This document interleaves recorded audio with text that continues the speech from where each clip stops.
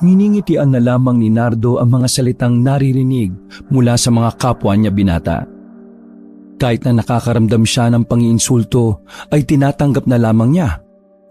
Bukod kasi sa ayaw niyang mapaaway, batid niya na hindi rin naman niya kakayanin ng mga yon.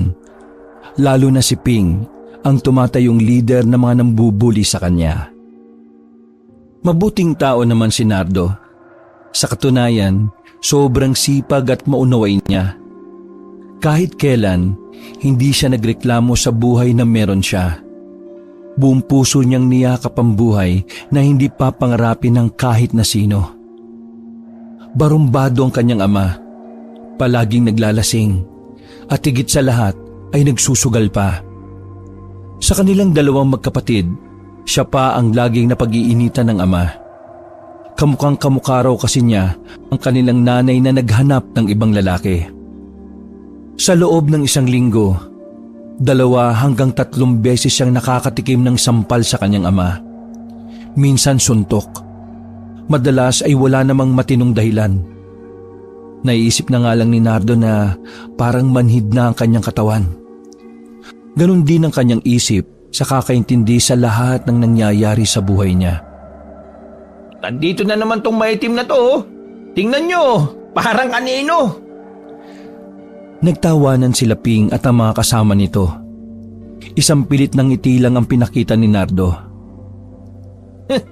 Ngingiti ka pa? Wala ka ba talagang utak? Anong akala mo, nakikipaglaro kami sa'yo? Sira, nilalait ka na namin, oh. Huminga ng malalim si Nardo bago nagsalita. Alam ko naman na nilalait niyo ako eh. Lalo na ang kulay ko. Alam mo naman pala loko ka eh. Kaya dapat umiiyak ka. Sira din pala ulo mo eh, no? Wala naman mangyayari kung iiyak ako eh. Lalaitin niyo pa rin ako. Aba, natututo na tong mga tuwira, no? Halika nga rito.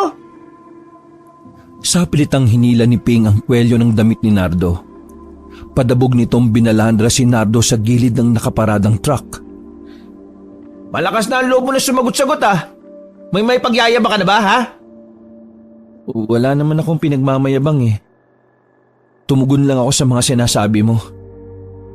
Ang ayaw ko sa lahat yung nangangatwira ng baluktot. Sa galit ni Ping ay isang malakas na suntok ang pinakawalan niya kay Nardo. Dahil sa masyado itong pasikat sa mga kasama, pinatikim niya pa si Nardo ng sipa sa tagiliran. Ano bang kasalanan ko sa inyo? Bakit lagi niyo na lang akong ginaganito? Kasalanan? Wala naman. Ayaw ko lang nakakita ng maitim na katulad mo. Para kang libag na nagkatawang tao eh.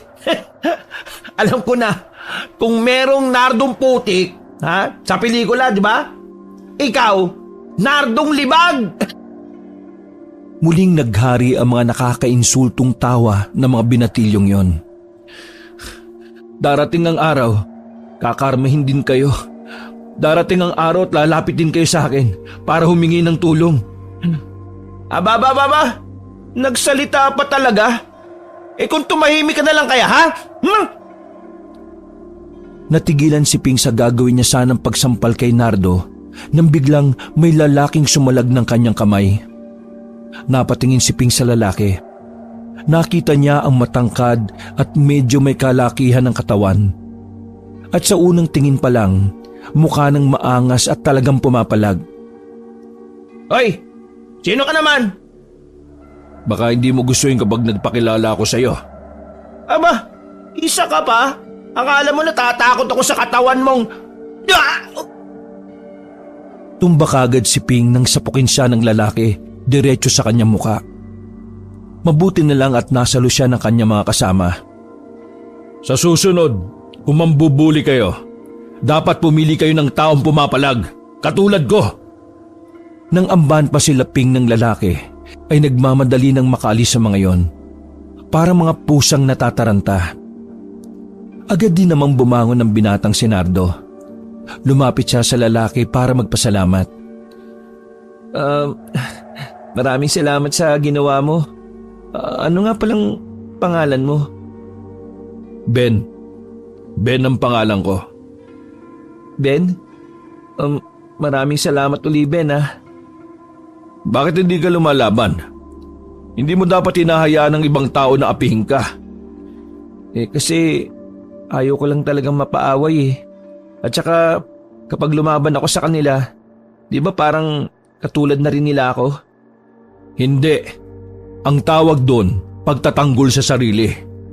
Hindi masamang lumaban paminsan-minsan. Sa mundong ito, mas madaling namamatay ang mga mababait kaysa sa mga masasama. Natamimi si Nardo. Nakaramdam siya ng kaunting paghanga sa lalaki. Sa palagay niya ay halos kasing edad lang niya din ito. Siya nga pala. Saan nga pala yung tirahan ni Mang Adong? Mang Adong? Oo, yung albularyo. Si Mang Adong. Yung nanggagamot. Alam ko kung saan siya nakatira. Gusto mo, samahan kita sa kanya? Oo, dali mo ako sa kanya. Kailangan kong tulong niya eh. O tara, sumunod ka sa akin. Sa kalagitnaan ng gabi, tinahak nila ang daan sa malaking baryo na yon ng San Diego. Tahimik na ang paligid. Tanging mga kuliglig na lamang ang maririnig. Sarado na rin ang mga bahay na kanilang nadadaanan. 9:00 na rin kasi ng gabi noon. Sa oras na yon, lumalabas si Nardo para iwasan ang amang lasing na nagpapaantok. Ang gabing yon ay parang biyaya para kay Nardo.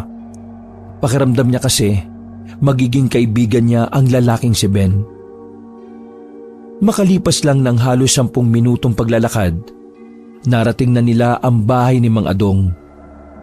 Isang matandang lalaki na puti na ang buhok. May pagkakuba na rin dahil sa edad na 86. Walang paalam na pumasok silang dalawa sa bakuran at lumapit sa matanda.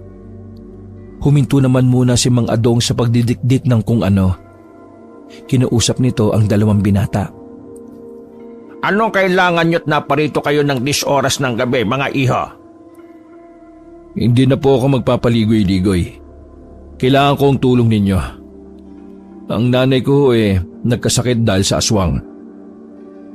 Nang marinig yun ng albularyo, ay napasuot yun ng salamin sa mata. Nagsindi pa ito ng isa pang lampara para mas maliwanag. Dahil sa aswang? Baka tapik ng aswang yan. Ang tapik ng aswang sa isang normal na tao ay palaging may halong lason. Kaya nga nandito ako para hingin sana ang tulong ninyo eh. Gusto kong ipatingin sa iyo si Mama. Ayaw ko nang magsayang ng oras. Saan ka ba nakatira? Sa kabilang baryo lang po. Ayaw kong maglakad eh. Nakita niyo yung padyak na yan? Sino sa inyong papadyak para makarating tayo roon? Sige, ako na lang po.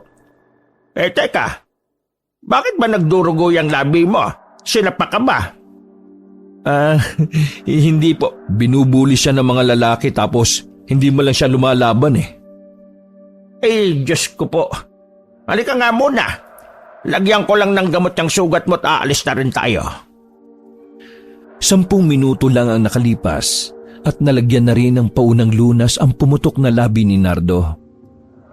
Tulad ng sinabi ni Nardo, siya ang nagpatakbo ng sidecar ng matanda. Hindi naman kalayuan ang kabilang baryo kaya nakarating din naman kagad sila sa bahay ni Ben. Nandito na po tayo. Tayo na, pasok ko kayo. Pinindot ni Ben ang ilaw sa tapat ng bakuran. Binuksan na rin naman niya ang pinto ng bahay. Pagpasok pa lang nila sa loob, nakita na nila ang isang ginang na nakaratay sa papag. Putlang-putla ang ginang. Ayon pa kay Ben, ilang araw nang hindi bumabangon ang kanyang ina. Galing siya sa pistahan sa baryo na nasa likod ng bayan. Pag-uwi niya tong nakaraan, nangihina na siya. Sumuka ng kulay berde. Tapos mula nun, nakaratay na siya dyan. Nagigising naman siya kaso saglit lang. Pasensya na pero paano mo nalaman na aswang ang may gawa niya sa kanya? Sinabi niya sa akin na habang wala siyang malay, may nagpapakitang aswang sa panaginip niya. Paulit-ulit daw yon. Lumapit ang matanda sa ina ni Ben. Hinawakan ni Mang Adong ang kamay nito. Ganon din ang bandang leeg. Oo, nalason ng aswang ang nanay mo.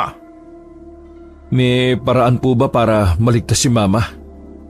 Kaya kong pumatay ng aswang, pero hindi ko kayang magligtas ng mga nalalason ng aswang. Kahit hindi pa gaanong kilala ni Nardo si Ben, tinapik niya yon sa balikat. Nilapitan ni Ben ang ina. Hinaplos nito ang ulo. Ngumiti ito ng mapait. Sa mata ni Ben, nakikitang tanggap na nito ang mangyayari sa ina. Mga Dong, pwede bang tulungan niyo po ako? Ano ang gusto mong itulong ko? Gusto kong gantihan ng mga aswang. Sandali lang. Kung totoo nga ang aswang, di po ba mga Dong, delikado ang mga aswang? Delikado nga ang mga aswang. Depende sa tapang ng isang tao. Pero hindi sila ganon kadaling patayin. Kung ako sa iyo, iho, Hindi. Ako ang papatay sa kanila.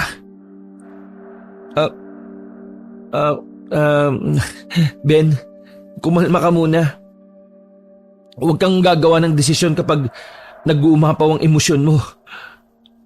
Tama ang binatang ito. Hayaan mo maging kalmado ang kalooban mo. Saka mo isipin ang mga bagay-bagay. Alam mo, ngayon pa lang kita nakilala pero palagay ko, parang matagal na tayong magkakilala Ramdam kita. Tumango na lang kay Nardo si Ben. Matapos ang pagsusuri ni Mang Adong, lumabas na rin ng bahay ang albularyo at si Nardo. Hindi nasasama si Ben sa paghatid sa matanda dahil walang magbabantay sa ina. Mang Adong, wala na ba talagang pag-asa magamot yung nanay niya? Umiling ang matanda. Wala na. Alam mo, sa ganyan din namatay ang kaibigan ko. Pasensya na po kung naalala pa ninyo. Wala kang kasalanan. Bakit ka hihingi ng pasensya? Teka, alam mo, ang bait mong tao Kaya ka ba inaabuso? Hindi na nakapagsalita si Nardo. Ayaw na kasi niya sanang pag-usapan ng mga nangyayari sa kanya. Huwag ka mag-alala. May puwang sa puso ng Diyos sa mga katulad mo. Di bale, tara na. Sumakay ka na at patakbuin mo na yung sidecar. Sumakay si Nardo at maingat na pinatakbo ang padyak. Naihatid niya ng maayos sa matandang albularyo. Sandali lang. Po? Bakit po? Diyan ka lang ha. May kukunin lang ako at ibibigay ko sa iyo. Halos 5 minuto ring naghintay ang binata. Pagbalik ng matandang albularyo ay may dala na itong singsing. May disenyo yung tatsulok na may mata. Ano po ito? Malamang singsing. Opo, singsing nga po, pero ang ibig ko pong sabihin para saan po ito? Para yan sa kabaitan mo, iho. Wag na wag mong iwawala. Suotin mo yan kahit saan ka magpunta, ha?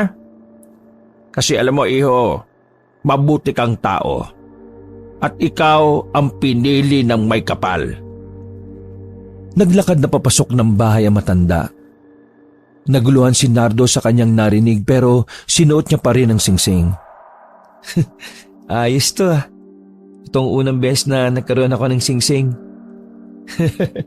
Maraming salamat kay Mang Adong. Nakangiting naglakad pali si Nardo. Nang dahil sa singsing na yon, nabura sa isipan niya ang lahat ng masasamang nangyari sa gabing yon. Pero biglang nawala ang ngiti niya nang maalala ang ina ni Ben. Nakaramdam siya ng awa. Ang tinuturing niyang bagong kaibigan, mawawala ng mahal sa buhay. Iiyak kaya ako kapag si tatay ang nawala sa buhay ko? Napangisi ang binata. Hindi niya alam ang sagot sa sariling tanong. Nang makarating na siya sa kanila, nakita niyang nakatulog na ang kanyang tatay sa tapat ng pintuan. Napabuntong hininga na lang si Nardo. Pero may kaba pa rin sa kanyang dibdib. Dahan-dahan siyang humakbang. Mabilis siyang umakyat gamit ang hagdanan na umuuga pa. Oh, bakit gising ka pa, Nadia? Si Nadia ang kanyang nakababatang kapatid. Nag-aaral yon ng high school sa tulong ng kanilang tita Matet. Hindi ako matulog, kuya eh. Ha? Bakit? May ginawa na naman bang hindi maganda si Papa? Hindi. Nanaginip lang ako kanina. May may aswang daw dito sa atin. Ha? Aswang? Naintindihan ni Nardo ang kanyang kapatid. Noon pa lang kasi, alam na niya na may mga pangitain yon. Minsan lang managinip ng kakaiba si Nadia. Pero lahat ng panaginip na yon ng dalaga, nagkakatotoo. Isa na nga roon ang pag-alis ng kanilang ina. Nakakatakot, kuya. Paano kung magkaaswang dito sa lugar natin? Hinaplos ni Nardo ang ulo ni Nadia. Huwag ka mag-alala. Kung sakaling mangyayari yon, nandito naman ako eh. O sige na, matulog ka na ha. Doon ako sa paanan. Nandito ako hanggang makatulog ka. Kalaunan ay nakabalik na rin naman sa tulog si Nadia. Si Nardo naman ay nanatili pa rin mulat noong mga sandaling yon. Hindi niya maintindihan ang kanyang sarili. Mula nang masuot niya ang singsing, parang may nagbago sa katawan niya. Ipinikit na lamang niya ang kanyang mga mata. Nakaidlip siya, pero nang dakong 3:00 na ng madaling araw, naramdaman ni Nardo na nakatayo na siya. Pagdilat ng kanyang mga mata, nasa pintuan na siya ng kanilang bahay. Nararamdaman niya na parang hinihila siya ng suot na singsing paalis ng kanilang bahay. Nawala ang antok ng binata. Hindi niya mapigilan ang kanyang kamay. May kakaibang puwersa ang nagmumula sa singsing. Ha? Nananaginip ba ako? Diyos ko, anong nangyayari? Bakit hinihila ako ng singsing? Ha? Teka, saan ba ako mapupunta nito? Ha? Tulong! Tulong! Hindi nagtagal ay nakarating na siya sa gitna ng kagubatan. Malayo na yon sa kanilang baryo. Teka, hindi ako nananaginip. Totoo to. Bakit ako nandito?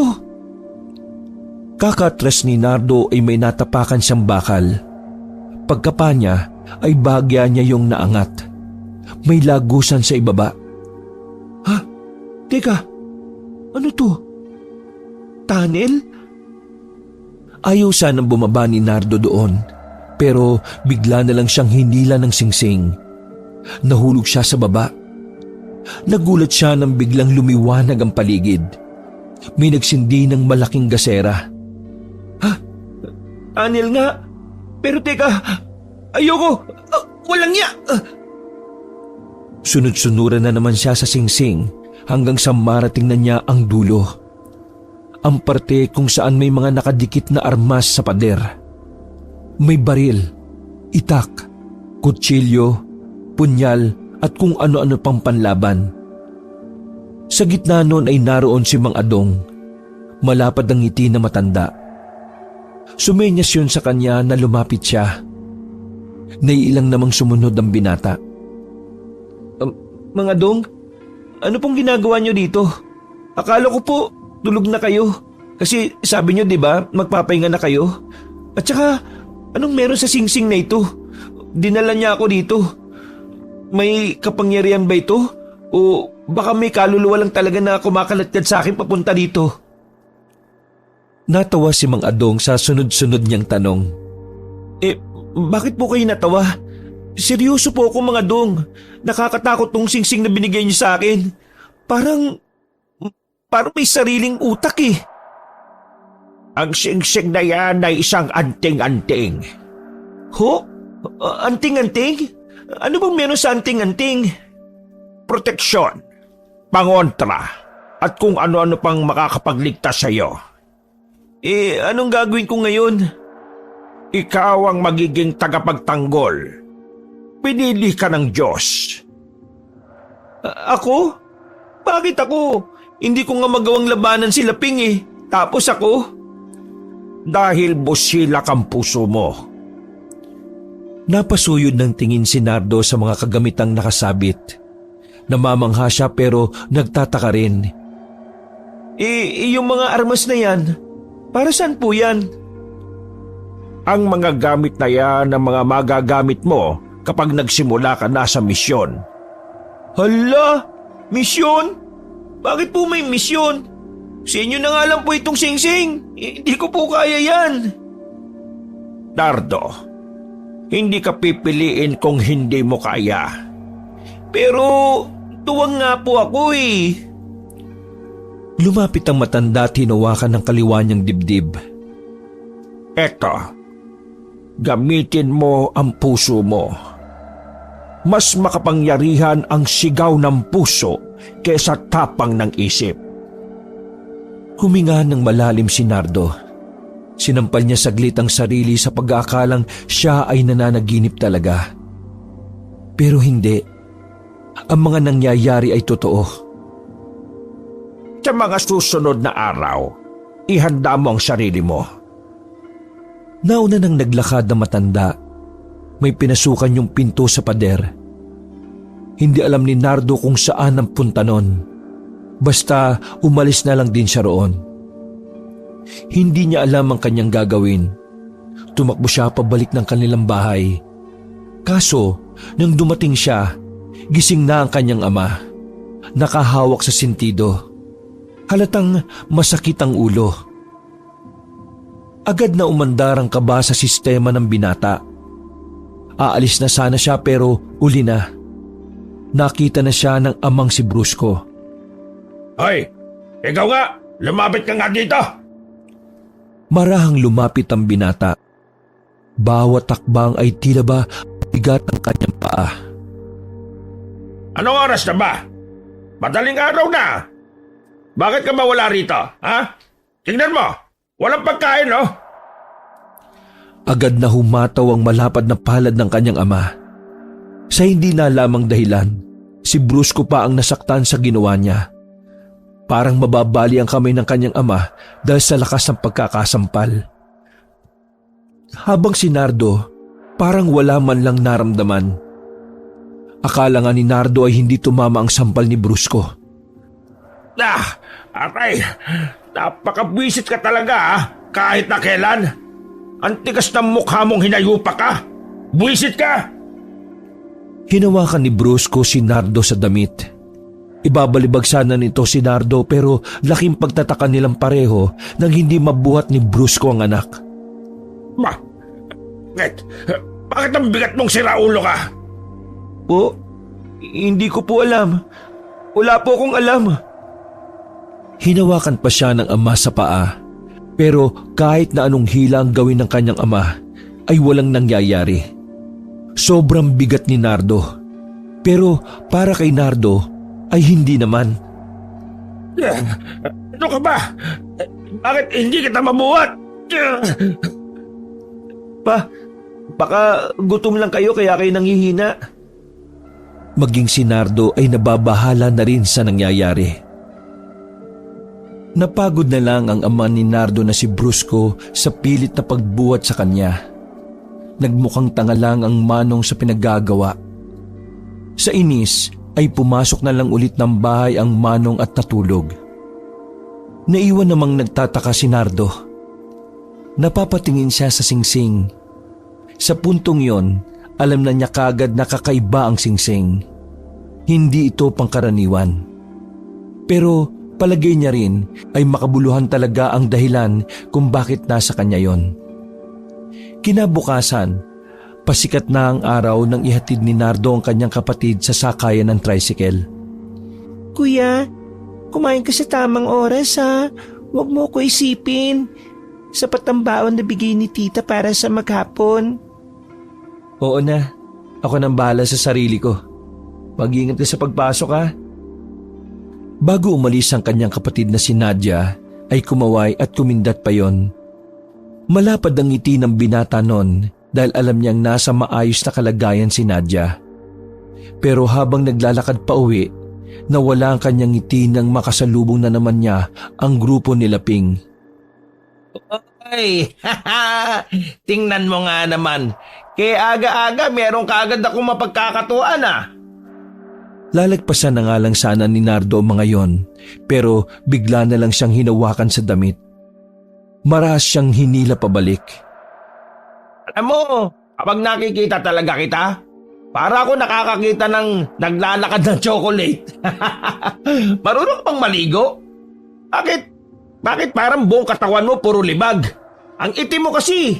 Mas maitim ka pa sa binabala ko. Nagtawanan na naman ang mga lukulukong lalaki. Nung mga sandaling yon ay hinihiling na sana biglang dumating si Ben. Pero sadyang kapalaran talaga niya ang mapaaway ng mga sandaling yon. Alam ko na itatawag namin sa'yo. Nardong Libag. Oh, di ba mga tropa? Siya si Nardong Libag. Boom! Panis! Walang titibag sa malibag. Nakayuko lang si Nardo. Gusto niyang palagaan ng mga yon. Kaso nababahala pa rin siya na baka mas lalo lang siyang masaktan. Ano? Nardong Libag? Nagustuhan mo ba yung tawag namin sa'yo? Nardong Libag? Kahit kailan, hindi mo ako masisira dahil sa mga sinasabi mo. Sa halip, mas lalo pa akong titibay, Ping.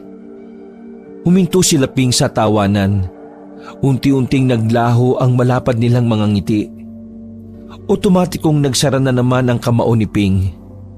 Labas ang mga ugat sa kamay sa sobrang inis kay Nardo. Alam mo ba kung bakit ako galit na galit sa'yo? Lagi kasing sinasabi ng nanay ko na gayahin kita kasi matino ka. Pero hindi ka na naman na nag-aaral. Bumpuwersang sinuntok ni Ping ang mukha ni Nardo. Pero sa hindi mapaliwanag na dahilan, hindi man lang tinablan si Nardo. Sa halip, kamay pa ni Ping ang nasaktan, kagaya na nangyari sa kanyang amang si Brusco. Aray ko naman! Buisit! Ang sakit ah! Magmula ngayon, Ping, hindi mo na ako masasaktan pa. Hindi na makakadampi ang palad at kamao mo sa akin. Bakit? Hindi ko rin alam. Natulala ang mga kasama ni Ping. Naglakad na rin naman paalis si Nardo. Muli siyang napatingin sa singsing. Ngumiti siya ng mapagtanto na proteksyon nga talaga yon. Hindi pa rin makapaniwala si Nardo sa mga nangyayari. Bago siya makauwi sa kanilang bahay, isang matandang babae ang kanyang nakasalubong. Kakaiba ang tingin na matanda sa kanya. Parang nararamdaman na matanda na may kakaiba din kay Nardo. Bakit po? May kailangan po ba kayo? Nakaramdam ng kaba si Nardo nang makitang tila nang dilisik ang mga mata ng matanda. Wala mang sinasabi sa kanya matanda ay parang nag-iwan naman yun ng kakaibang kilabot. Sino naman kaya yun? Hindi ko naman siya kilala pero parang may kasalanan ako sa kanya. Napailing na lamang si Nardo. Makalipas ang ilang sandali ay nag-asikaso na lang muna siya sa kanila. Maaga kasing uuwi ng bahay si Nadia. Nagluto siya ng manok na hinuli niya pa sa bakuran. Maswerte naman siyang wala agad sa bahay ang kanyang ama. Kinatanghalian, umalis na naman ng bahay si Nardo. Naisipan niyang puntahan ang sikretong lagayan ng mga armas. Palingon-lingon pa siya sa likuran kung may nakakita sa kanya o wala. Kalaunan, narating na rin niya ang lugar. Mabilis niyang inangat ang bakal. Bumaba rin siya kaagad at saka sinindihan ng malaking lampara gamit ang dala niyang posporo. Muli, namangha siya nang makita ang mga kagamitan na naroon. Ayos! Mukhang pwede rin akong dito tumira. Hindi mainit, tahimik at malayo sa mga nananakit sa akin. Ayos talaga. Ayos. Ang galing mo, Lord. Napabalikwas ang binata nang marinig ang nagsalita sa kanyang likuran. Paglingon niya ay nalaman niya na si Ben pala yun. Ben? Gardo. Nardo ang pangalan ko. Nardo, Anong ginagawa mo dito? Paano mo nalaman tong lugar na to? sinundan kita. Sinundan mo ako? Hindi naman kita nakita kanina habang naglalakad ako ha. Pupunta ako sana ulit si Mang Adong. Kaso nakita kita eh. Nagtaka ako kasi papunta ka na sa liblib kaya sinundan kita. May alam ka ba sa mga ito? Wala. Bakit? Ano bang lugar to? Bakit may mga armas? Hindi ko alam kung maniniwala ka pero kagabi pagkatapos kong ihatid si Mang Adong, binigyan niya ako ng singsing eh. Itong singsing na bigay niya, parang may kapangyarihan. Natutulog ako tapos hinila ako papunta rito eh. Pagdating ko pa nga rito, nandito si Mang Adong eh. May kasama pang aksyon ng pagkukwento ng binata. Ang sabi pa ni Mang Adong, ako raw ang pinili ng Diyos. Ewan ko kung bakit niya sinabi na ako raw ang tagapagtanggol. Teka, patingin nga. Lumapit si Ben at tiningnan ng singsing na nasa daliri ni Nardo. Nanlaki ang mata ni Ben. Bakit? May alam ka ba dito? Wala. Ang bira ka naman. Kung mag-react yung mukha mo, akala ko naman may alam ka eh. Kung totoo ngang may kapangyarihan ng singsing na yan, baka matulungan mo ko. Tulungan saan? Sa pagtugis ng mga aswang. Pagtugis? Ala, wala akong alam dyan oh. Di ba sabi mo ikaw ang piniling tagapagtanggol? Dapat maging matapang ka na, lalo na ngayon. Lalo na ngayon? Bakit? Ano bang meron? Sa baryo namin, may natuklasan na pamilya ng aswang. Pero wala na sila sa baryo namin eh. Nag-alisan dahil sa mga galit na tao. Tutal malapit lang itong baryo nyo sa baryo namin. Baka dito sila mapadpad. Teka. Hindi kaya aswang yung nakasalubong ko kaninang matanda? Napupo si Nardo sa gilid at napaisip. Nandilisik ang mga mata, maputla. Oo, tama. Ganyan nga yung itsura. Aswang yun. Ala, di ko talaga alam. Kahit alam ko ano naman magagawa ko? Hindi pa kita kilala, pero sa palagay ko may malaki kang papel sa buhay ko. Kaya magmula ngayon, tanggapin mo ang pakikipagkaibigan ko. Inilabas ni Ben ang kanyang kamay. Agad naman yung tinanggap ni Nardo. Tinatanggap ko yung pakikipagkaibigan mo. Kaya tutulungan mo akong tugisin ang pamilyang aswang. Pero bago yon, dahil sabi ni Mang Adong ay tagapagtanggol ka, dapat meron kang alias. Ha? Kailangan ba yun? Kailangan yun para madali kang matandaan ng mga tao. Ganun ba? Nardong Libag. Ha?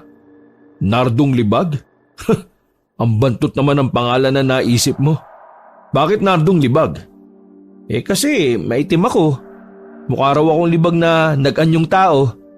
At isa pa, yun ang tawag nila Ping sa akin. Gusto kong maging kakaiba yung pangalan na yun. Sigurado ka? Oo. Ako si Nardong Libag. Ikaw, si Ben Kulangot. Natapos ang pag-uusap na yon ng maayos. Pumayag na lang din si Ben na ganun ang kanyang pangalan para nga naman maiba. Kinahapunan, sumama si Nardo patungo sa bahay nila Ben. Nadaanan pa nga nila ang inabandonang bahay di umano ng mga aswang. Diyan sila nakatira. Hindi mo akalain na aswang sila kung hindi pa matutuklasan ng mga residente. Grabe pala talaga no? Totoo nga talaga ang mga aswang. Kaya nga dapat mag-practice ka ng humawak ng armas. Tagapagtanggol ka, di ba? Saka na kapag handa na ako. Tara na, baka iniintay ka na ng mama mo. Kaunting lakad lang, nasa bahay na kaagad sila ni Ben. Kaso, hindi magandang senaryo ang naabutan nila doon.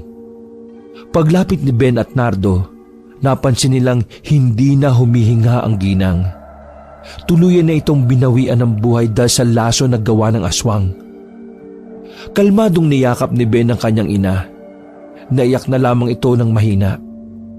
Sa mga sandaling yon, napagtanto ni Nardo kung gaano kasakit ang mawala ng ina. Maswerte pa rin siya kasi kahit wala sa tabi nila ni Nadia ang nanay nila, ang mahalaga ay buhay pa yon. Naisip ng binata kung gaano kahirap tanggapin na namatay yun ng dahil sa aswang. Mga bagay na bigla na lang nagpalinaw kay Nardo na dapat paninindiganan niya ang sinabi ni Mang Adong. Halos isang araw ding nanatili ang katahimikan. Pagkatapos nun ay may dumating na ring kamag-anak sila Ben. Si Nardo naman ay nasa gilid lang. Pero maya-maya, niyaya siya sa labas ni Ben dahil marami ng tao sa loob. Sige na, umuwi ka na muna sa inyo. Hayaan mo muna akong magluksa sa pagkawala ni Mama. O sige, pre. Nakikiramay ako sa iyo. Maraming salamat kasi kailan lang tayo nagkakilala. Tinuturing mo na akong totoong kaibigan. Ano ka ba? Ramdam ko naman na mabuti kang tao eh. Basta, punta ka lang sa amin kapag ayos ka na. Inapik ni Nardo si Ben at taglakad na rin paalis. Dahil wala naman siyang gagawin nung hapon na yon, naisipan niyang dalawin na lamang muna si Mang Adong. Kailangan niya kasing makausap ang matanda. Alam niya kasing ito lang ang makakatulong sa kanya kung paano maging tagapagtanggol. Ang kaso nga lang, ilang metro pa ang layo ni Nardo, pero nakita niyang may kumpulan ng mga tao sa harapan ng bahay ni Mang Adong. Lumapit siya roon at nakita si Nadia na may dalang supot ng tinapay. Mukhang inutusan yon ng kanilang ama, pero mas piniling tsumismis muna. Nadia, anong meron dito? Yung albularyo kasi, yung Adong, oo si Mang Adong, patay na daw eh, sabi ng mga nakakita. May 4 na tao raw ang pumasok sa bahay niya. 3 lalaki, 1 babae. Lumabas daw ang mga yun kaagad nang mapatay nila si Mang Adong. May problema pa. Wala man lang nakakita sa mukha ng 4. Kawawa naman si Mang Adong, no? Tila gumuho ang mundo ni Nardo sa mga pagkakataong yon. Ayaw niyang maniwala, pero wala na siyang nagawa nang ilabas na ang bangkay na matanda. Nakatakip ng itim na tela. Kita sa nakalitaw na kamay ng matanda na may mga dugo yun. Hindi pwede to. Para kay Nardo, yun na yata ang pinaka nakakalungkot na gabi niya. Nawalan ng nanay si Ben. Nawala rin si Mang Adong. Hindi pa naman niya kilala ng lubos ang mga yon, pero hindi niya mapaliwanag kung bakit pati siya ay naapektuhan. Mabilis na lumipas ang mga araw. 1 linggo na ang nakalipas mula na mangyari ang lahat. Nawalan ng gana si Nardo. Tila ba bumalik siya sa dating pagiging batukan. Dahil kasi sa pagkawala ni Mang Adong, pakiramdam niya ay wala ng saysay ang sinasabing pagiging tagapagtanggol niya. Hinubad niya ang singsing at ibinaon sa lupa sa kanilang likod bahay. Hindi rin niya nakikita si Ben. Nang subukan niyang puntahan yon ay wala na si Ben sa kanilang bahay. Lisan nyo! Kaladkarin nyo yung saraulong yan!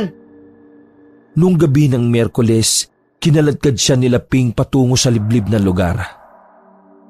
Bugbog sarado si Nardo. Sinubukan niya kasing palagan si Ping, pero hindi niya rin kinaya. Ni hindi man lang din siya nakapagpatama ng isa sa muka.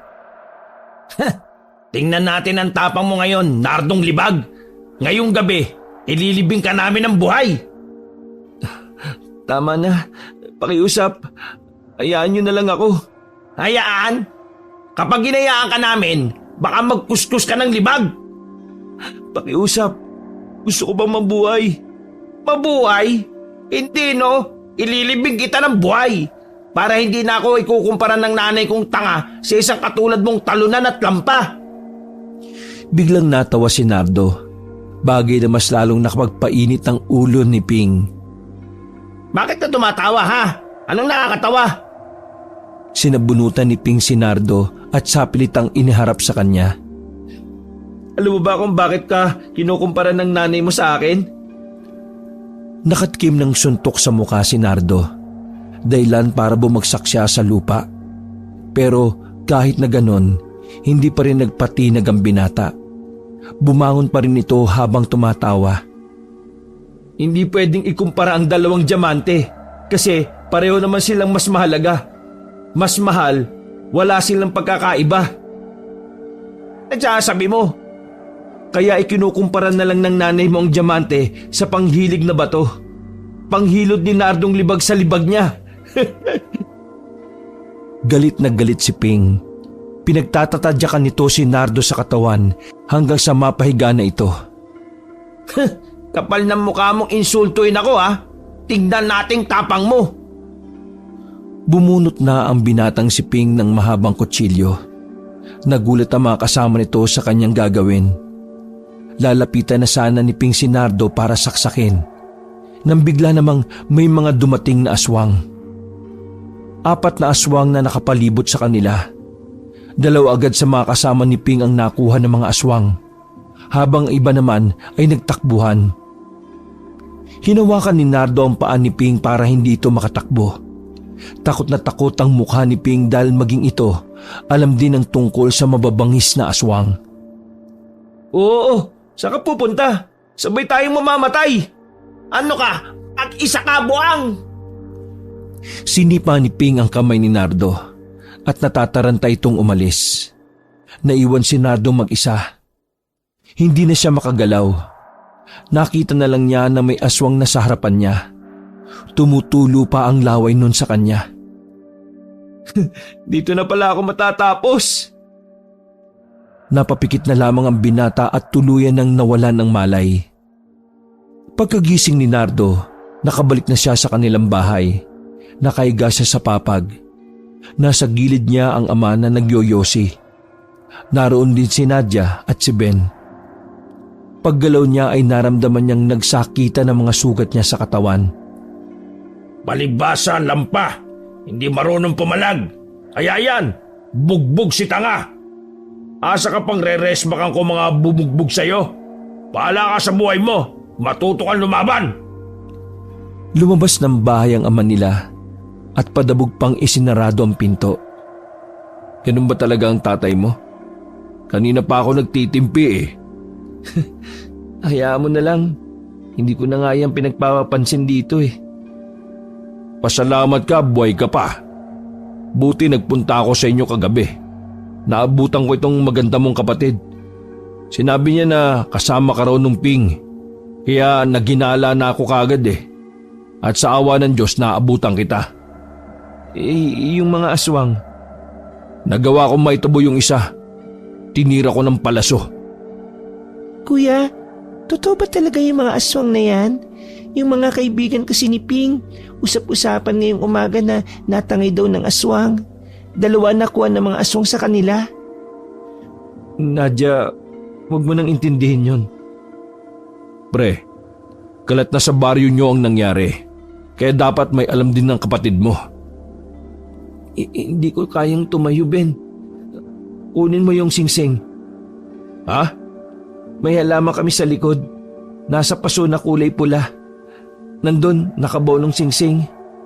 Kailangan ko yun ngayon, bilis. Pambihira ka naman. Bakit mo naman kasi binaon dun? Sumunod naman si Ben sa utos ni Nardo. Wala pang 3 minuto ay nakabalik na ang lalaki. Agad na isinuot ni Nardo ang singsing. Pagsuot niya, bigla na lang siyang nanigas. Tapos ilang segundong nawala ng malay. Kuya! Uy, anong nangyari? Biglang bumangon si Nardo. Nagpatunog pa ito ng liig at daliri. Kakaiba talaga yung singsing na ito. Ayos na ako. Teka, ayos ka na? Hindi nga. Bibiro ka lang ba kanina, kuya?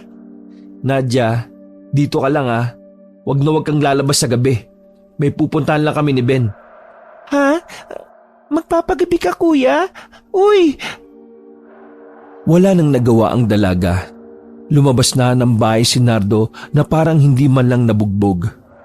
Maging si Ben, hindi rin makapaniwala na ganun-ganun lang ang nangyari. Napadaan sila sa isang kanto. Nagkakagulo ang mga tao roon at merong nag-iiyakan.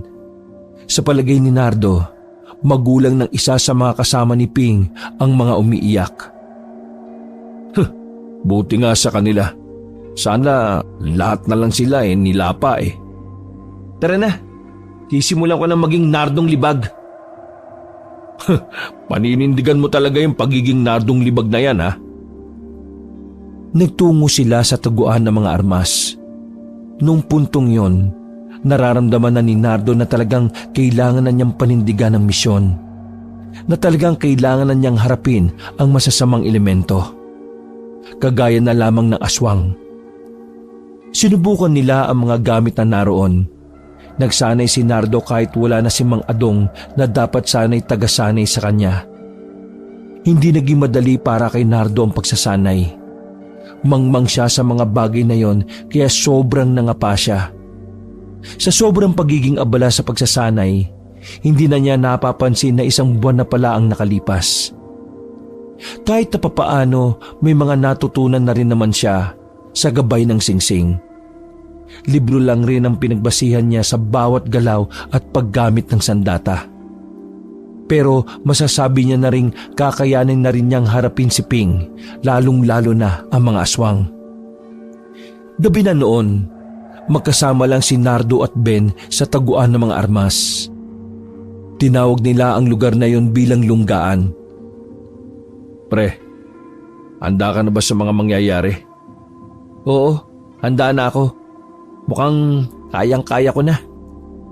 Pero nakapagtataka, halos isang buwan ding walang paramdam yung mga lintik na aswang na yun ah. Baka marami silang nakuha na maaaring nakalaan na para sa isang buwan na pagkain nila. Baka nga. Pero sigurado kang kaya mo na ah. Ako kasi kaya ko na. Dahil sa singsing na ito, kaya ako nagkaroon ng lakas ng loob. Pakiramdam ko, napakalakas ko ni. Malakas na Nardong Libag ang pangalan. Diyos ko naman.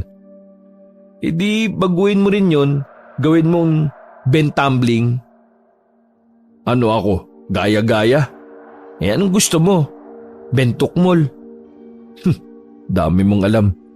Tara, kain muna tayo, nagugutom na ako eh. Huwag ka mag-alala, may pera ako rito. Lumabas ang dalawa sa lunggaan. Nagtungo sila sa baryo nila Nardo.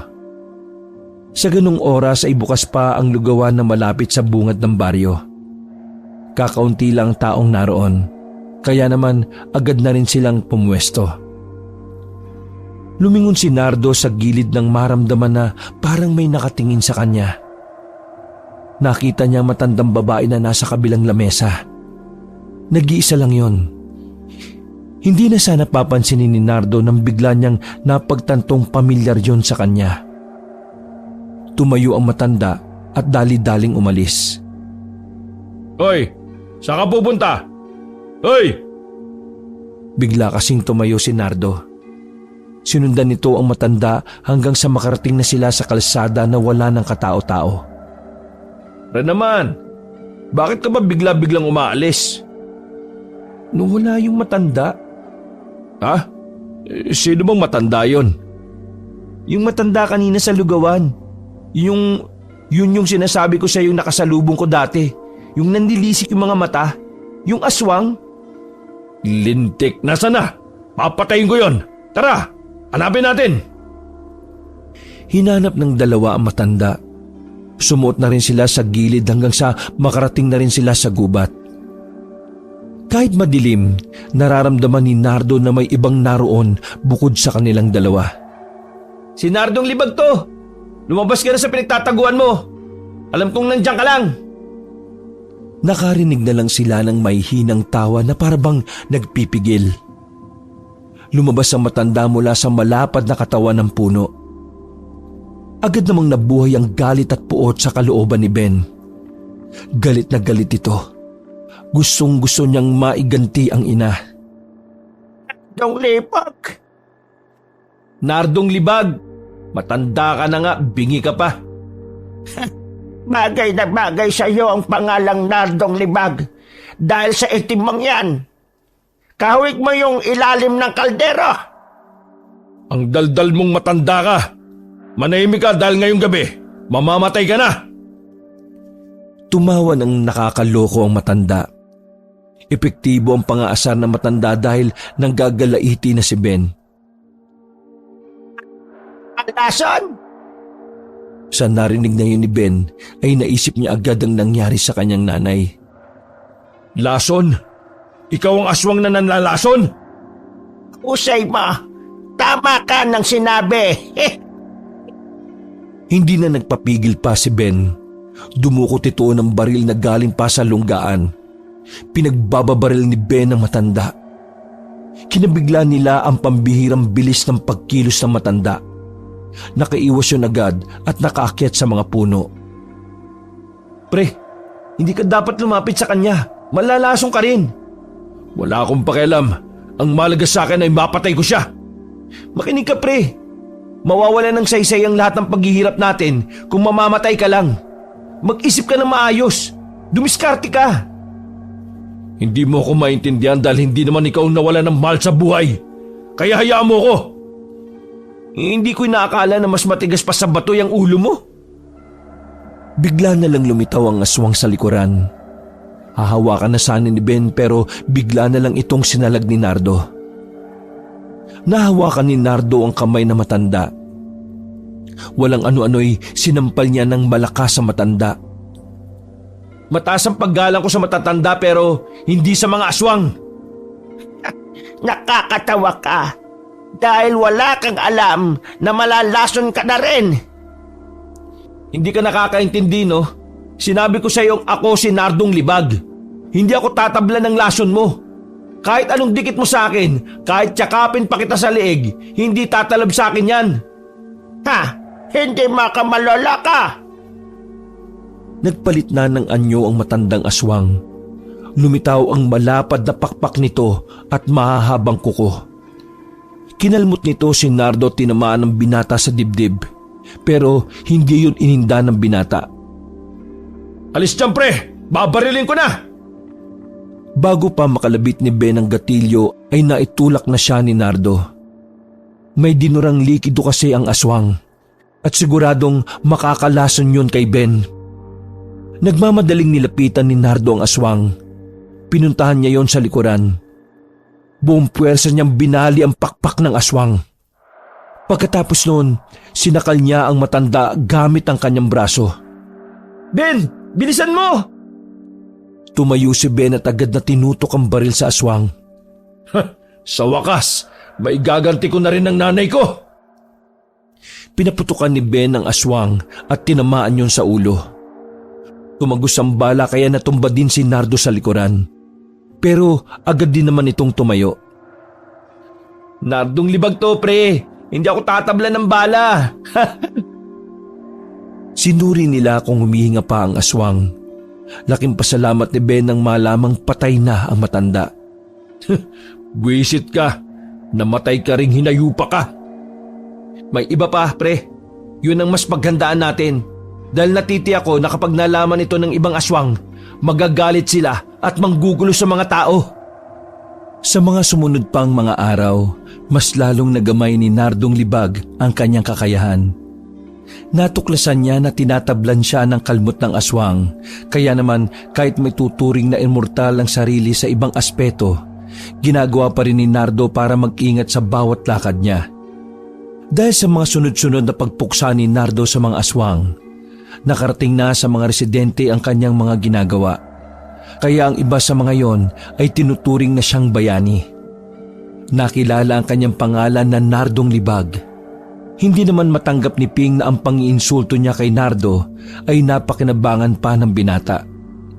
Kuya, hanip ka talaga? Narinig ko sa kanto ang dami bumibilip sa'yo. Sobrang sayahan ng dalagang si Nadia dahil sa mga nangyayari. Hindi talaga ako makapaniwala, kuya, na bayani ka na. Yung dating tahimik, marami nang natutulungan. Huwag ka munang matuwa. Isang pamilya ng aswang ang kalaban namin. Hindi pa sila ubos eh. Teka, nasan ba si Papa? Tangaling tapat wala rito. Alam mo naman yun, Sugarol. Hayaan mo na. Siya nga pala, Nadia. Sa Lunes ng gabi, sumama ka sa amin ni Ben. Dadaling ka namin sa ligtas na lugar. Base sa hula kasi namin, Lunes ng gabi atake yung mga aswang kaya ayaw ko masaktan ka.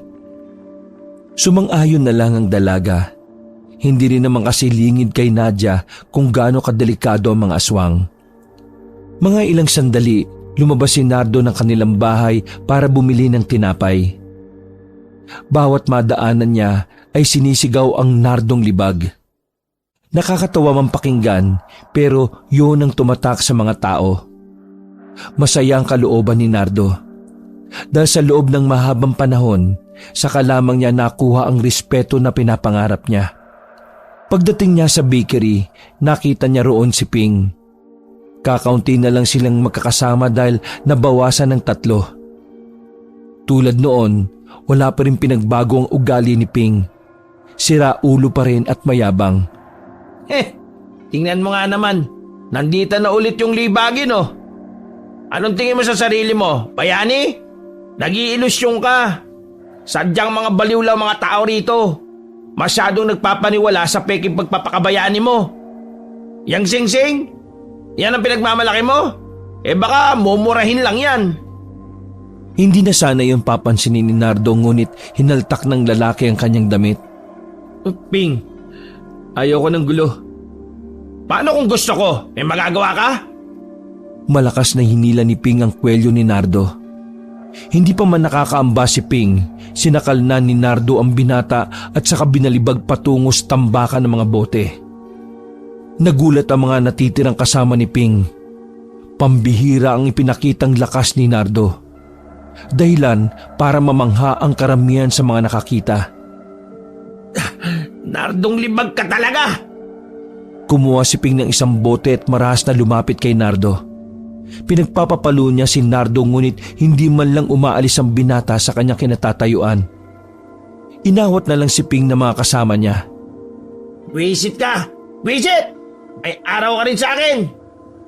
Napapailing na lamang si Nardo. Pagsapit naman ng kinagabihan, pinuntahan ni Nardo ang lunggaan nila ni Ben. Namimili na siya ng mga armas na magagamit niya para sa Lunes ng gabi. Mag-isa lamang si Nardo sa mga oras na yon, kaya nagtataka siya kung bakit parang may nararamdaman siyang ibang tao sa itaas. Kinuha ni Nardo ang maliit na baril pero mahaba ang nguso. Kalmado lang siyang umakyat at sumilip sa kagubatan. Wala siyang nakita, pero meron siyang nararamdaman. Hindi niya lang alam kung tao ba o aswang. Sinuyod niya ng tingin ng paligid at nagtanong. Kung sino ka man, lumabas ka na! Alam kong nagtatago ka lang dyan! Umihip ang hangin. Pagkatapos noon ay lumitaw na ang isang lalaki na kilalang kilala ni Nardo. Ping? Nasundan kita, Nardong libag! Himala na mababa ang tono ni Ping. Nakapagtataka na parang hindi yun magsisimula ng gulo. Oh, anong ginagawa mo rito? Napatingin sandali si Ping sa bakal na bilog na lagusan papunta sa lunggaan. Naisip ko lang, tama pala talaga si Mama. Walang mangyayari kung habang buhay akong maiinggit sa'yo. Iniwan ako ng mga kaibigan ko dahil sa ugali ko. Hindi ko alam pero palagay ko kailangan ko nang tapusin ang pagiging siraulo ko. Alam ko magtataka ka kung bakit biglaan. Pero Nardo, naisip ko baka kapag umatake ang mga aswang, ako lang hindi mo iligtas Ping, kahit marami kang ginawang masama sa akin, hindi ako nagtanim ng galit sa iyo kahit kailan. Kaya nga mas lalo kong napagtanto na dapat ay hindi kita tinatrato na parang basura Alam mo Nardo, hindi ko alam kung karapat-dapat ba ako mapatawad mo. Pero sana mapatawad mo ako sa lahat ng nagawa ko. Natigil ang kanilang pag-uusap nang biglang dumating si Ben. Agad itong pumagitna sa kanila. Oh, Anong ginagawa ng siraulong yan dito? Ano tong narinig ko na humihingi ka ng patawad? Huwag mong sabihin na patatawarin mo tong mokong na ito, ha? Peng! Ben, hindi Beng. Ben, naintindihan ko kung ayaw mo sa akin. Aba, dapat lang maintindihan mo yun. Na kahit kailan, hindi kita mapapatawad sa ginawa mo rito sa kaibigan ko. Ben, hayaan mo na. Kung Diyos nga ay nakapagpatawad, tao pa kaya? Paano tayo makakasiguro kung totoo yung pagsisisi na yan? Tingnan mo, mukhang di gagawa ng maganda eh. Handa akong isugal ang buhay ko para kay Nardo. Natameme si Ben sa kanyang narinig. Ganun pa man, hindi pa rin siya kumbinsido sa pinagsasabi ng lalaking yon. Yuko, may nararamdaman ako. Agad na sinunod ng dalawa ang sinabi ni Nardo. Mga ilang sandali lang, nakita na nila ang isang aswang na palakad-lakad sa di kalayuan. Parang may inaamoy-amoy yon. Anong gagawin natin? Hindi pwedeng malaman ng mga aswang na dito tayo lumulungga. Di patayin natin. Nang ilang metro na lang ang distansya ng aswang sa kanila. Walang pag-aalinlangang tinakbo ni Nardo ang aswang. Sinakal niya gamit ang braso. Nang mawalan na yun ng hininga, ay binali niya pa ang leeg. Sa ginawa niyang yon, ay nakaramdam ng kaunting takot si Ping. Baka sa mukha nito ang pagkabahala. Nakita mo yon, Pong? Ganun ang gagawin niya sa'yo kapag niloko mo siya. Ping ang pangalan ko, hindi Pong. Nakapagtataka. Kung saan-saan na lang natin nakikita yung mga aswang. Hindi kaya mas marami ng rumoronda sa mga baryo? Narinig ko sa mga chewing ko may mga nakita silang aswang sa may sakahan sa kabilang baryo. Huwag kang makisali sa usapan. Nandito ka lang para mag-sorry, hindi para mangialam. Nardo, paalisin mo na to. Tag-iinit ang dugo ko eh. Oo, kalma ka lang. Nardo! Tumakbo si Ping papunta kay Nardo at saka tinulak. May aswang palang mabilis na gumapang. Si Ping ang nahawakan sa paa. Hinila yung palayo sa kanila. Malapit ang madala sa dilim si Ping nang paputukan ni Nardo ang aswang. Asintado si Nardo kaya agad na tinamaan sa ulo ang babaeng aswang. Parang bata namang gumapang si Ping pabalik sa kanila. Sugatan ang paa nito dahil sa bumaon na kuko ng aswang. Maraming salamat. Akala ko mamamatay na ako. Buti na lang niligtas mo ako. Niligtas mo rin naman ako kaya quits lang. Diyos ko naman, nagpauto ka pa dyan. Pre, bigyan natin siya ng pagkakataon na patunayan na nagbabago na siya. Napabuntong hininga na lamang si Ben. Kahit ano talagang gawin ng binata, hindi niya kailanman mapapatawad si Ping. Bilib na talaga ako sa kabaitan mo. Walang katulad. Bahala ka. Basta wag mong asahan na magkakasundo kami niyan ha. Putukan ko sa ulo yan Pinagtulungan nilang tatlo na pagtabihin ng dalawang aswang na kanilang napatay. Sinunog nila yon para hindi na maamoy pa ng ibang aswang. Pagkatapos, isinama ni Nardo ang binatang si Ping. Inis naman si Ben. Hindi niya matanggap na ganun-ganun na lamang pinayagan ni Nardo si Ping. Grabe, ang angas. Kanino mga armas yan? Astig talaga Wag kang malikot Gagamutin natin yung sugat mo. Kapal talaga. Nagpagamot pa. Kung ako yan, hahayaan kong mabulok yung paa niyan Lumipas sa mga sandaling yon ay puro inis lang ang napala ni Ben. Nang masiguro nilang ligtas na sa labas, nagpasya si Nardo na ihatid si Ping sa bahay nito. Sumama rin naman si Ben dahil iniisip niya baka may gawing kalokohan na naman si Ping. Lalo pat kung si Nardo at Ping lang ang magkasama. Pagkarating nila sa kanto ng kanilang baryo, nagpaalam na rin sa kanila si Ping. Maraming salamat ulit, Nardo. Pasensya ka na sa lahat ng nagawa ko Sana dumating yung araw na maging mabuti na yung tingin nyo sa akin. Pero huwag kayong mag-alala. Paghihirapan ko yun. Salamat nga rin pala sa paggamot sa paa ko Wala yon. Maraming salamat din sa pagligtas sa akin. Tinapik na siya ni Ping sa balikat at saka iika-ika na ring naglakad palayo. Huwag ka maglala, pre. Hindi pa rin ako nagtitiwala sa kanya.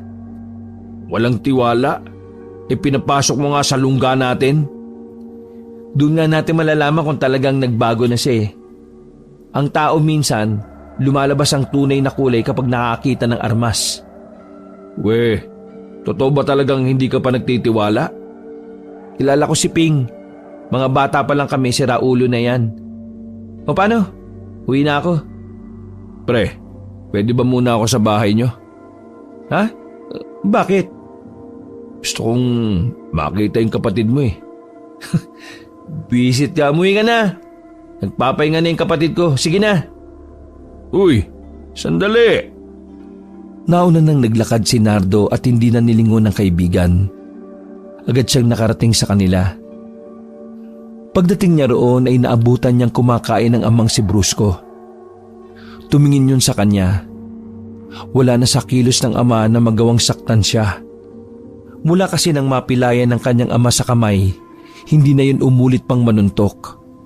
Isa pa, alam na rin niya na si Nardo ay hindi naggaya ng dati. Huwag na ho kayong lumabas ng gabi Delikado na mga aswang ngayon.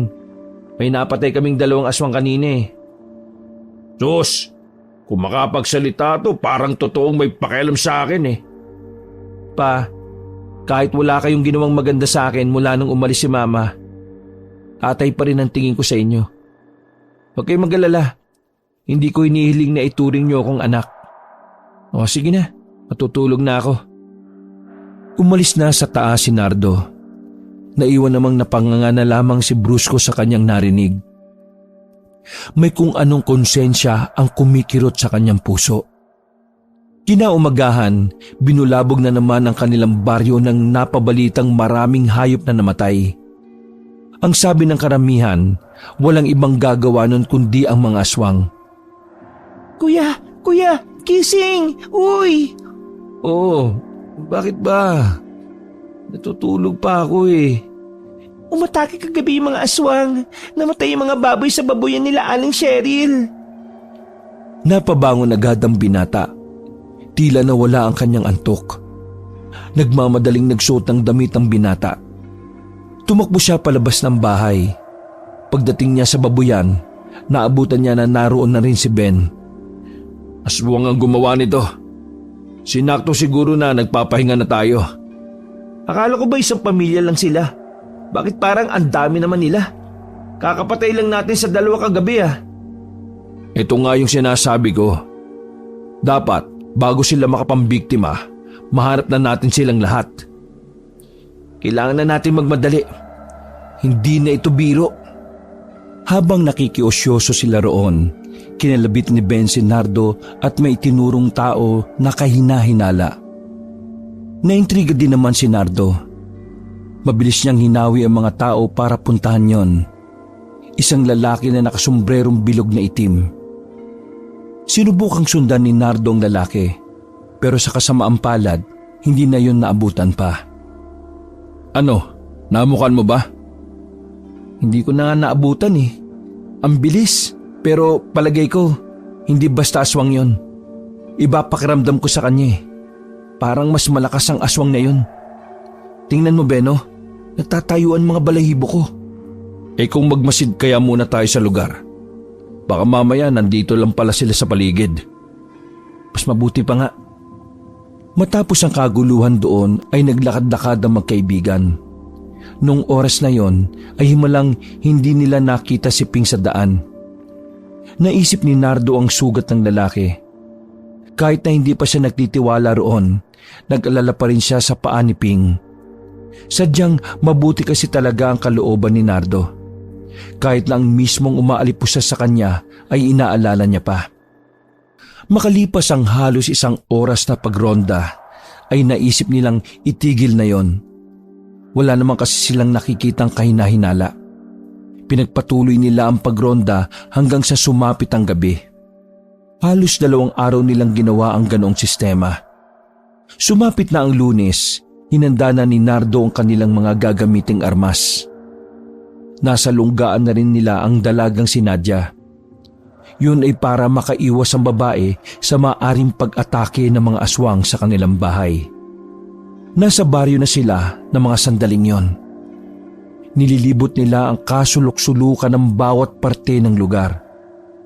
Habang naglalakad sila, biglang napatigil si Ben. Napansin ni Nardo na parang mula nung magsimula silang maglakad, parang balisa ang lalaking si Ben. Bakit pre? Anong problema? Ewan ko, hindi ako mapakali. Tingin ko dapat bumalik tayo sa lunggaan. Sus, gusto mo lang makita kapatid ko dun eh. Hindi pre, may kakaiba talaga akong pakiramdam. Tara na. O sige, para matahimik yung kaluluwa mo. Tara, puntahan natin. Bumalik tayo doon. Wala silang sinayang na mga sandali. Nagtungo kagad sila sa lunggaan. Pagkarating nila roon, nakita nilang nakabukas ang bakal ng bilog. Masama na agad ang kutob ni Nardo at Ben sa mga sandaling yon. Pagbaba nila, ay nagulat sila sa kanilang nadatnan. Naroon si Ping gamit ang isa sa mga baril na nakasabit.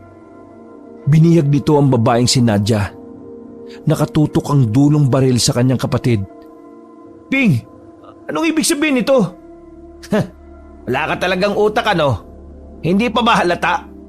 Sabi ko na nga ba hindi na magbabago tong siraulong to eh. Anong akala nyo sa akin?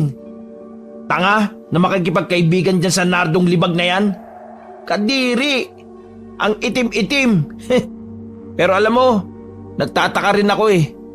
Bakit itong kapatid mong maganda at sexy, hindi naman sobrang itim? Magkapatid ba talaga kayo? Huwag mo siyang sasaktan. Ako ang kailangan mo, di ba? Ha? Ikaw ang kailangan ko? Hindi, Nardo. Hindi. Ang kailangan ko ay ang singsing na nasa daliri mo. Tama ka ng dinig, Nardo. Kailangan mong ibigay sa akin yan kung gusto mong maligtas ang babaeng ito. Wag! Huwag ka makikinig dyan sa lintik na yan. Hoy, huwag kang tanga. Di mo ba naisip na mamamatay ito kapag nagmatigas siya? Bakit? Kaya mo bang makita na sumabog ang ulo nito? Di ba may gusto ka dito? Ha, Ben? Kaya ikaw, Nardong libagin, kung ako sa'yo, bigay mo na sa akin yan. Kuya, huwag kang makinig sa kanya. Mas matatanggap ko na mawala sa mundo kaysa mapunta sa hindi matinong singsing na yan. O, di ba? Gusto rin niyang mamatay. Kaya Nardo, wag mong ibibigay ang singsing ha. Mas lalo tayong magiging alanganin sa mga aswang kapag nawala sa'yo yan. Sige, madali naman akong kausap eh. Kung ayaw mo, edi kakalabitin ko na itong gatilyo. Sandali! Hinubad ni Nardo ang singsing. Anong katangahan ba to, Nardo? Ha? Mas mahalaga ang buhay ng kapatid ko kaysa sa singsing na yan. Mas mahalaga ang buhay niya kaysa sa buhay ng mga tao na pwedeng mapahamak dahil sa desisyon mo na ito. Lahat mahalaga sa akin. Pero hindi ako papayag na masaktan si Nadia. Siya lang ang meron ako. Pero, mahal mo si Nadia, di ba? Bakit gusto mo siya mamatay? Hindi naman sa ganon. Nadia, kung ganitong lalaki... Tama na! Ang daldal! Akin na yung singsing!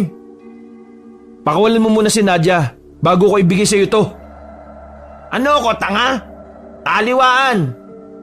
Wag! Huwag kang makinig. Isipin mo na lang kung paano kanya inalipusta mula nung bata pa tayo. Pero kahit na anong sabihin ni Ben at Nadia, hindi pa rin nagpapigil si Nardo. Binigay niya ang singsing. Parang asong ulol naman si Ping sa sobrang tuwa. Tinulak naman ni Ping si Nadia sa gilid. Hawak ang baril ay naglakad ito patungo sa hagdanan. Ngayong nasa akin na to, bahala na kayo, maalapa ng aswang. Napakatanga mo talaga kahit kailan, Nardo. Hindi lang dapat Nardong libag eh. Dapat pala, Nardong bangag. O sige, subukan yung sumunod. Hindi ako magdadalawang isip na bariling kayo. Sige na, umalis ka na. Dahil nakuha mo ng gusto mo. Sana lang pangalagaan mo yan. Wala kang pakialam kung anong gagawin ko sa singsing na ito, no? Weh, Nagmamadali nang umakyat si Ping sa hagdanan at saka umalis. Agad namang napasipa si Ben sa upuan. Diyos ko, tingin niyo talaga hindi ako nag-iisip? Dinukot ni Nardo ang totoong singsing sa kanyang bulsa. Nanlaki ang mga mata ni Ben at Nadia dahil doon. Peking singsing yung binigay ko, no? Sinuot ni Nardo ang tunay na singsing. Agad namang lumapad ang ngiti ni Ben. Ang galing mo talaga. Tingnan mo, yung tangang siping ang niloko mo. Buti naman, kinabahan ako eh. Mga ilang sandali lang nakarinig na sila ng malalakas na hiyawan sa labas. Sinyalis na yun na ang mga aswang at paparating na rin. Dahil doon, hindi na muna sila lumabas ng lunggaan. Kailangan nilang palabasin muna ang mga aswang sa kinalalagyan nila. Pre, wala na yata. Siguradong sa baryo na ang punta nila, kaya dapat magmadali na tayo. Nadia, dito ka lang kahit na anong mangyari. Ikandado mo, wag na wag ka magbubukas hanggat wala kang naririnig na Nardong pogi. Ha? Wala nang sabi-sabi ay lumabas na agad si Nardo at Ben. Nang makarating sila sa kanilang baryo ay nakita nilang nagkakagulo na. May mga tao kasing pumalag sa mga aswang. Karamihan sa mga yon ay mga umiidolo kay Nardong libag. Ben, ikaw doon. Tulungan mo sila. Ako dito sa bandang to. Dito ko nararamdaman yung mabigat na presensya eh. O sige, mag-iingat ka pre. Pagkatapos magtapikan ng balikat ay nagmamadali na ring tumakbo si Nardo. Sa direksyong tinatahak niya ay isang lalaking aswang ang nakaharang sa kanyang daraanan. Pamilyar yun sa kanya dahil sa suot nitong sombrerong itim na bilog. Ikaw yun. Ikaw ang leader ng mga aswang. Ngumiti ng malapad ang lalaki. Hindi yun nagsalita pero batid ni Nardo na tama ang kanyang sinabi. Tapusin na natin to. Naramdaman ni Nardo ang kakaibang lakas na nagmumula sa singsing. Parang ang singsing mismo ang naguutos sa kanya na pulbusin ang nasa harapan niya. Unang umatake si Nardo. Nakipagsuntukan siya sa aswang. Nang nakakalamang na siya, napilitan na ang aswang na gumamit ng matatalas sa kuko. Sa puntong ito ay naglabas na rin ng punyal si Nardo. Si Nardong libag ang kaharap mo. Tandaan mong marami akong pinatahimik na kauri mo.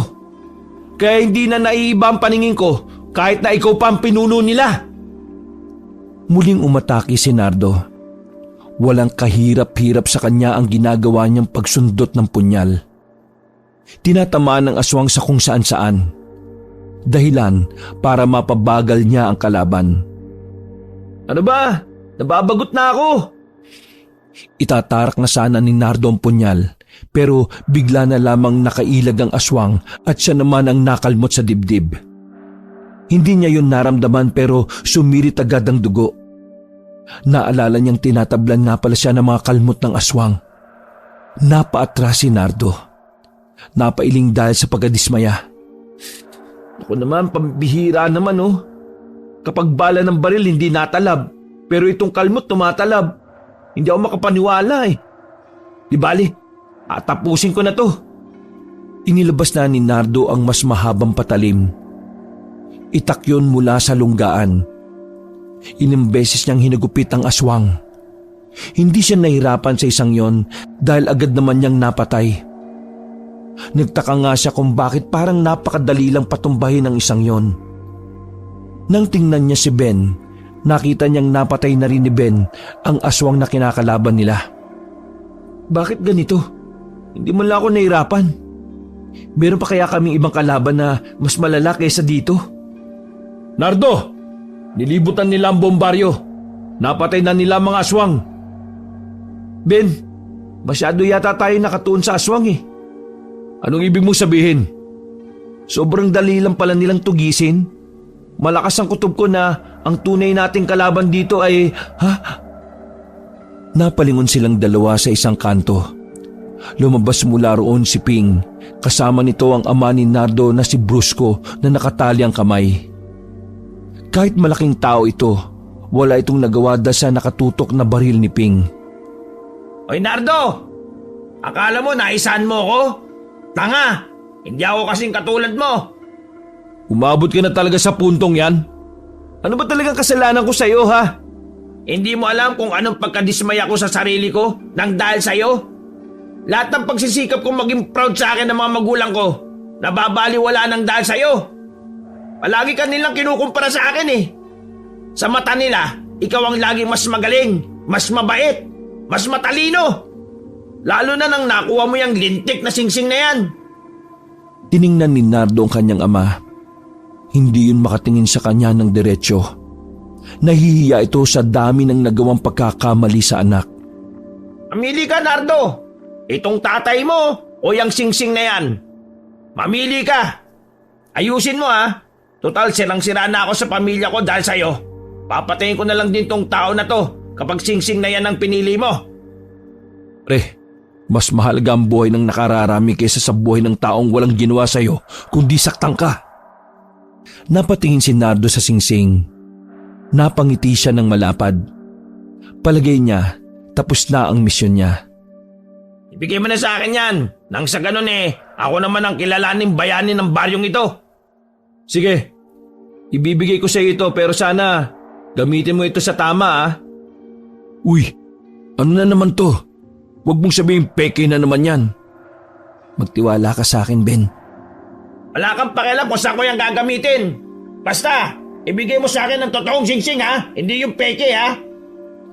Inalis ni Nardo ang singsing sa kanyang daliri. Walang pagdadalawang isip nitong hinagis kay Ping. Binitiwan din naman ni Ping ang kanyang ama. Pambihira talaga. Kailan ka ba matututo maging masama? Ngayon, nasa akin na ito. Sigurado magiging bayani na rin ako. Ako na ang kikilalaning tagapagligtas ng lintik ng baryo na ito. Pasensya ka na lang ha, Nardo. Para sa akin talaga to eh. Dahan-dahang isinuot ni Ping ang singsing.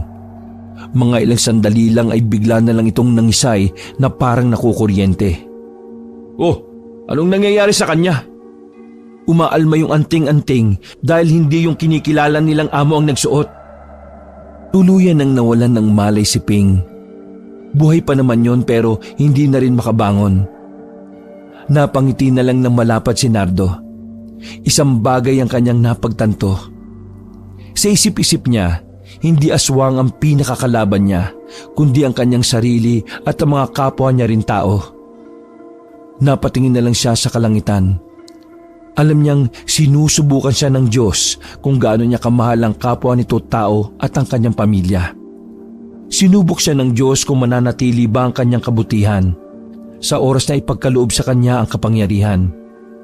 Natalo nila ang mga aswang at wala nang ni isa man sa mga yon ang nakaligtas. Samantala, nakulong naman si Ping dahil sa dami nitong kasalanan sa ibang tao rin. Tuluyan na siyang tinakwil ng kanyang sariling pamilya. Makalipas ang ilang araw, naging payapa na rin ang kanilang baryo. Suot pa rin ni Nardo ang singsing para sa posibilidad na may mga aswang na namang maligaw. Nakilala ang pangalan niyang Nardong Libag. Dahil sa kanyang mga nagawa, hindi na ginagamit sa kanya ang kulay ng balat bilang pangiinsulto. Kuya, gusto ko rin makausap ni Papa. Nasa lunggaan sila noon habang nagliligpit ng gamit. Hindi inaasahan ni Nardo na pupuntahan siya roon ng kanyang ama. Sige na pre, kausapin mo na. Alis muna kami. Pumasok ang kanyang ama.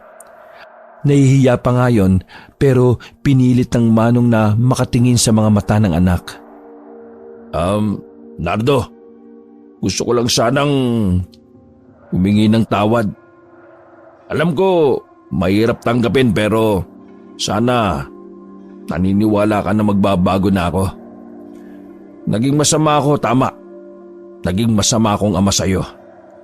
At sa'yo ko binaling ang galit ko sa mama mo. Pero kahit na minamaltrato kita, hindi mo pa rin ako tinuring na ibang tao. Kaya anak, tawarin mo sana ako. Pero maiintindihan ko kung ayaw mo na Pa, pinapatawad na kita.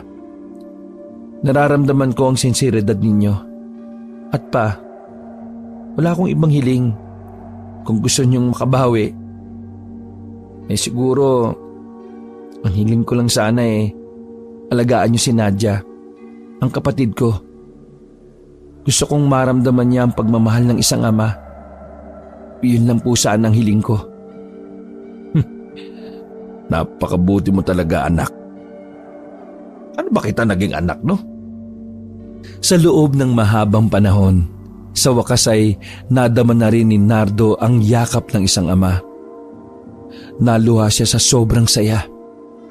Dahil hindi niya inakala na ganun pala ang pakiramdam na meron siyang masasandalan. Nagkabati sila ng kanyang ama. Nakakapagtaka man kung paanong napatawad niya si Brusco, pero ang mahalaga na lang sa kanya ay naging maayos na ang kanilang pamilya. Sa mga sumunod na araw, naging maganda pa ang pagsasama nila. Naging parte na rin ng pamilya si Ben dahil nanliligaw na ito kay Nadia. Nangako ang ama ni Nardo na sa lahat ng magiging laban niya, sasama na ang kanyang ama. Kahit pa kalabanin niyang muli ang mga aswang. Wakas.